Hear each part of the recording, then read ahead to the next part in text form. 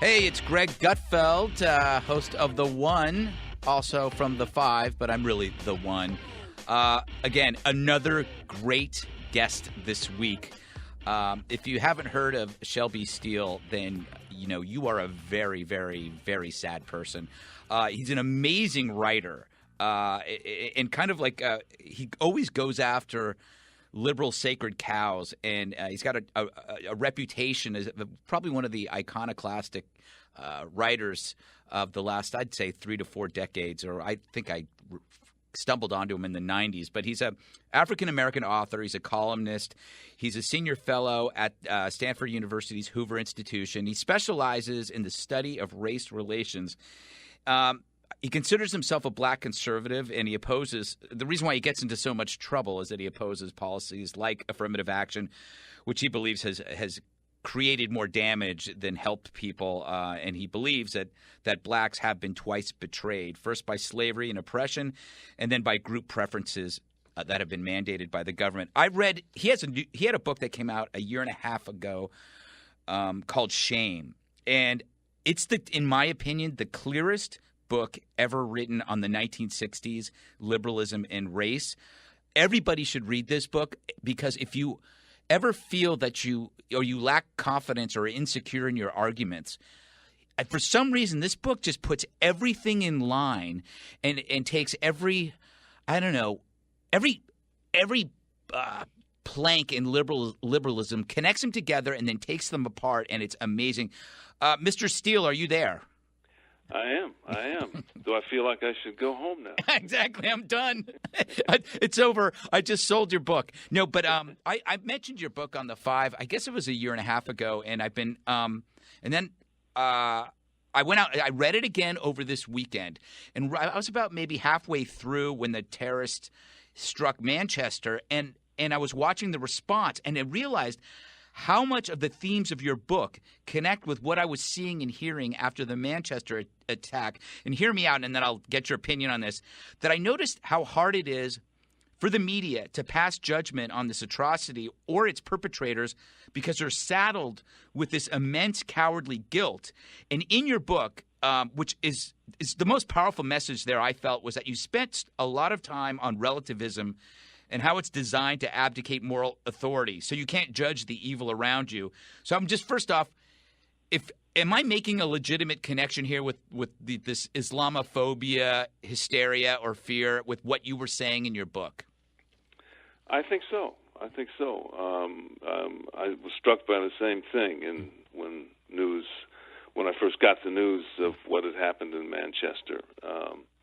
It's just it's quite predictable at this point that the response is, first of all, there's going to be a kind of multiculturalism, mm-hmm. which is relativism, and we're going to be hesitant to speak in really what I think of as a human way to this profound tragedy. Mm-hmm. I think, just offhand, one thing that was refreshing in President Trump's response to it was that he spoke in a human language. Right. You hit us. You killed us. Mm-hmm. We have to drive you out. Yes.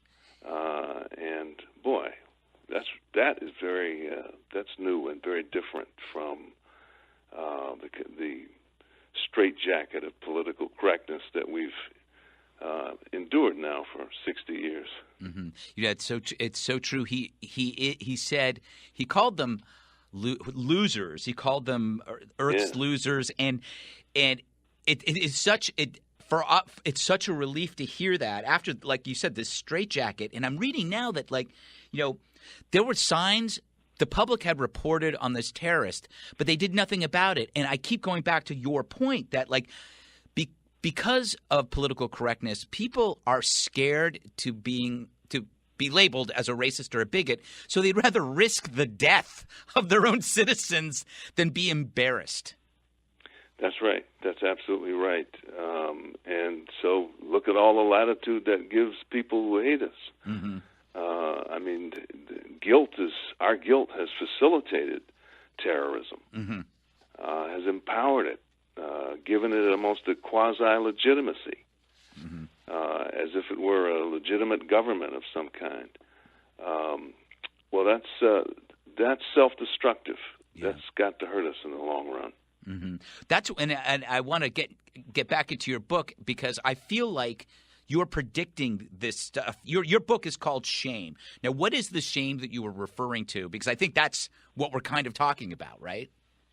Right. The shame is really, I think, obvious to everyone. Mm-hmm. Western civilization is certainly, by my lights anyway, and I think by most people's lights, a genuinely great civilization that evolved over the millennium and has given us, I think, the fruit of many of the ideas that came from that evolution are seen in the American Constitution, the Declaration of Independence, and so forth, given us a great nation. On the other hand, the nation that has best exhibited the benefits of freedom, best articulated freedom for the entire world, also tolerated slavery. Mm-hmm. Thomas Jefferson went home to his slave, to Sally Hemings, who was a slave, had 4 children with her, denied them all. So that there is this profound hypocrisy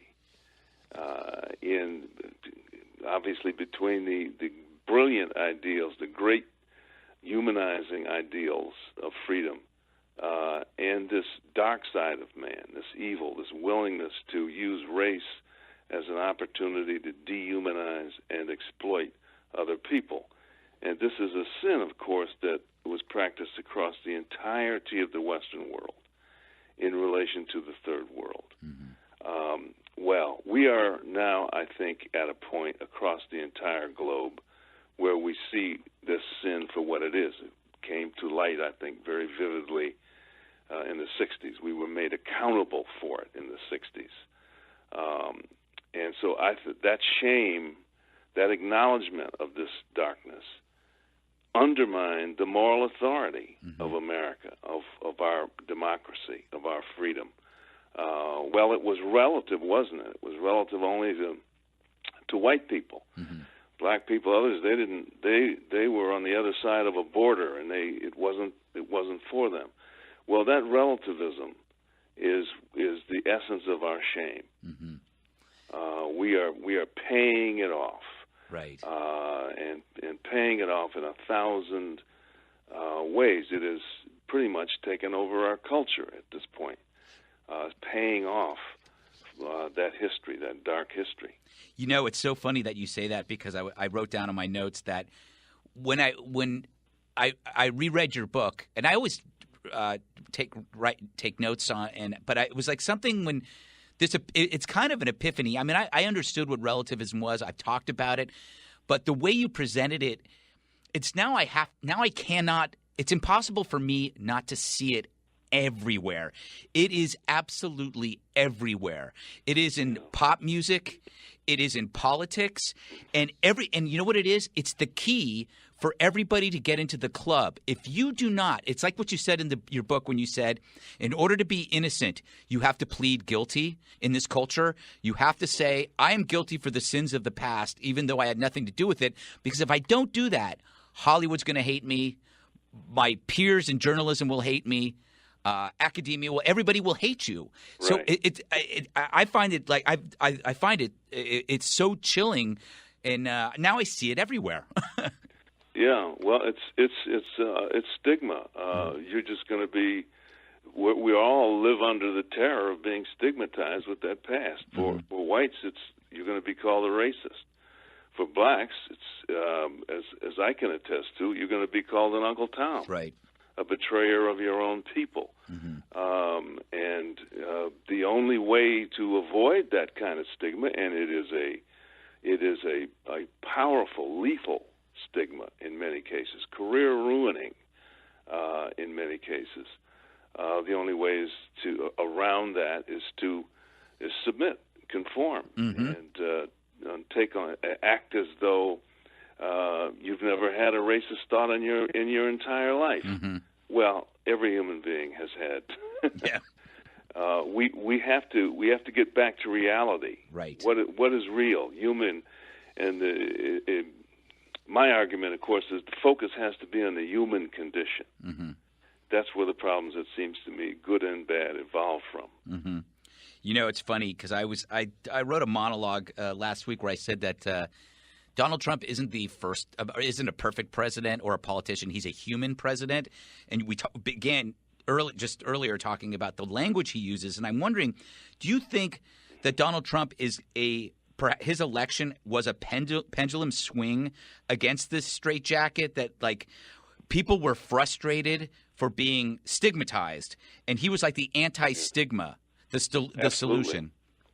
Absolutely. I think that Donald Trump is certainly the most charismatic figure running for the presidency in my lifetime. And I think the essence of that charisma is precisely what you're saying. Mm-hmm. People feel oppressed by this correctness, this obeisance to the past. Mm-hmm. And here comes somebody who is not obeisant, who's not deferential to every icon of political correctness. Wow, that gave him a charisma that just was compelling, and he wiped out 17 Republican challengers. He moved right on into the White House. Mm-hmm. And I think it was almost entirely, just as I think Obama's election was 90% had to do with the fact that he was black and with white guilt and so forth. Mm-hmm. I think Trump's victory is the other side of that. Right. Is very healthy in that sense. Mm-hmm. Well, apart from what one may think of the man, the phenomenon is a healthy one. People are saying enough now. Yeah. We've had it. We can't survive as a nation really if we keep in this posture of apology to history. Yeah, and you say as a nation, and that's the other thing that you bring up in your book, and that I think leads to Trump, is that the fact that we no longer share a common national identity because it's been deemed evil, so that you have all these little split factions now, of identity politics, which you go through in the book. That, in a way, Trump saw an opening that if he talked about a national identity, he would stake out turf that nobody else was. Yes, I would agree. I think that's absolutely right. One of the evils that came out of the '60s was this idea that identity is truth, mm-hmm. and you are really just what your group identity is, your collective identity, not your individuality. Mm-hmm. And Trump just flaunted that, continues to flaunt it. He is that sort of classic kind of American that believes in the national identity above all. Mm-hmm. And that's a very unifying idea inside of our country. I think even beyond our own shores. Mm-hmm. You talk in your book. You mentioned the phrase, and you go into it in depth. What I never heard of, but you explained it, is the idea of poetic truth, and how it is replacing real truth. If you could just explain that, because I think it's such a powerful point. Yes, it's the fact that where truth is really more of a literary trope really than a reality. Mm-hmm.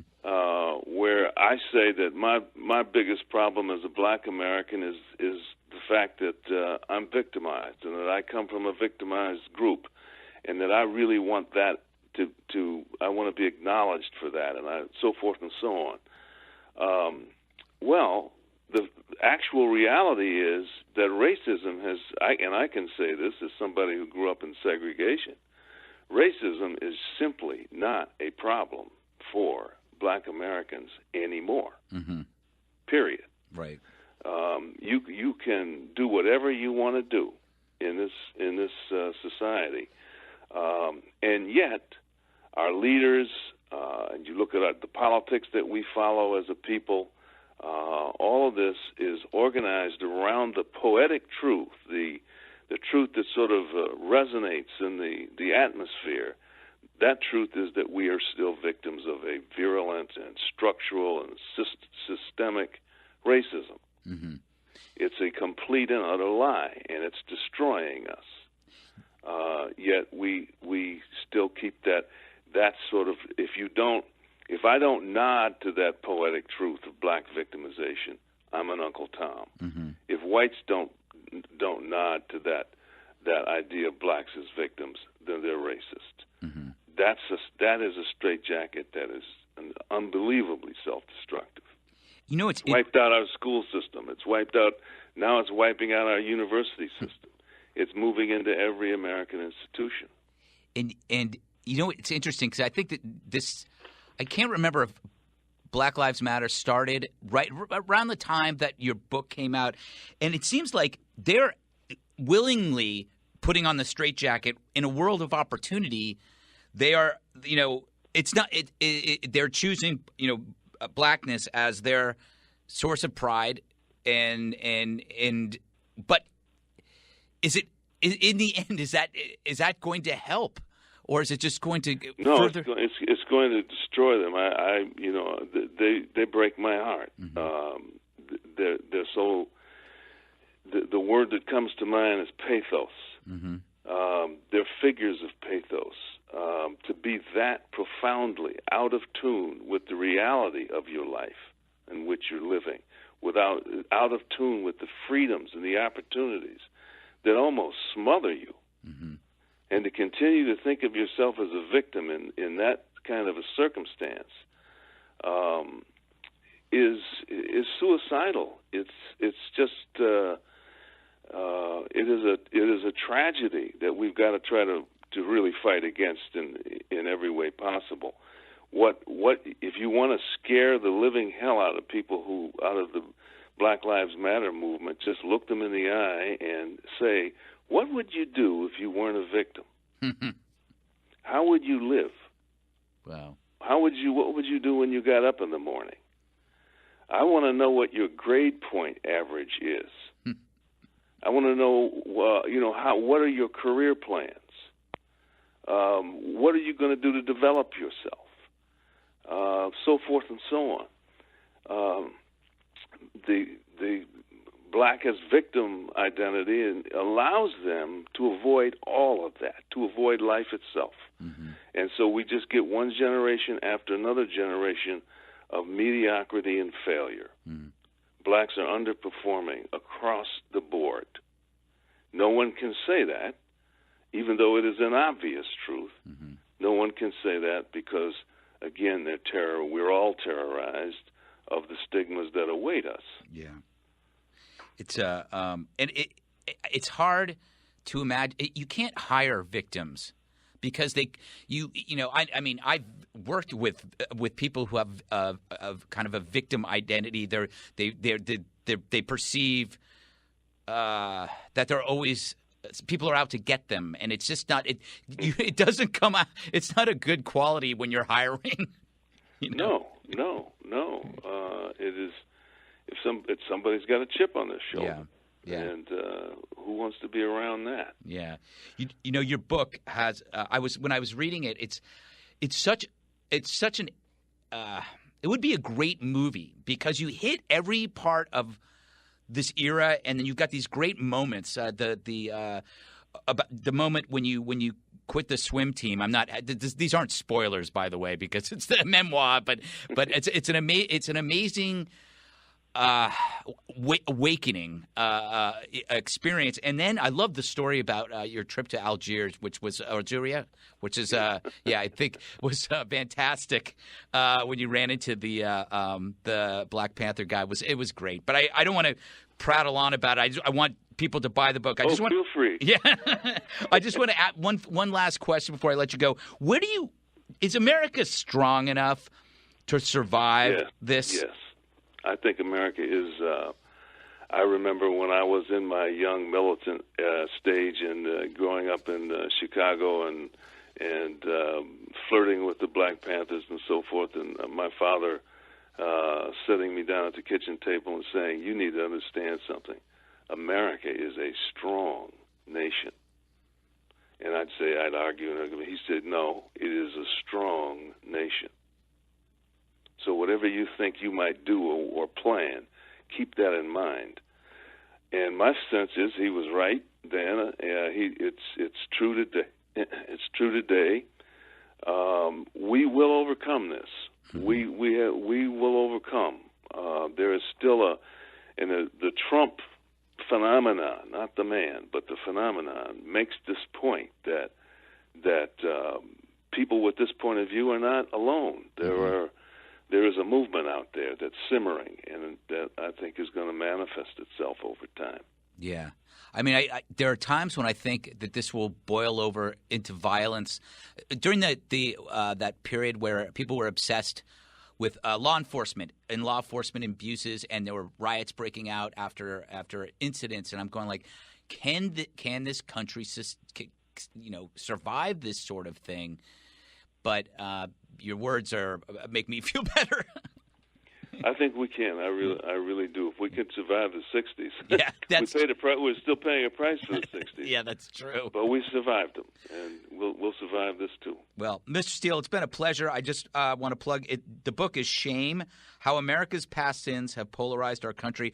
I would urge everybody to read this book because it is so straightforward, so well written. And just it put everything in perspective, and it makes you a more persuasive. You can make your points more persuasively if you read this book, and I felt that way even after when I read it when I was talking about terror with Juan Williams, and Juan had made this point on the 5 about how we had been guilty of discrimination or oppression in the past, and I just started waving my hands, going, "No!" I go, "That's exactly it. See, you're doing the thing." It was pretty funny, and it was like shocked. I saw that. Yeah, it's like good for you.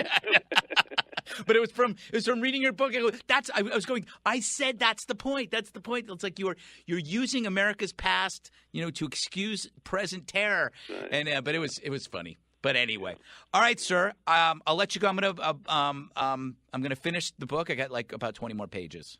Okay, great. Excellent, Mr. Steele. Take care. Well, thanks for having me. You got it. My pleasure.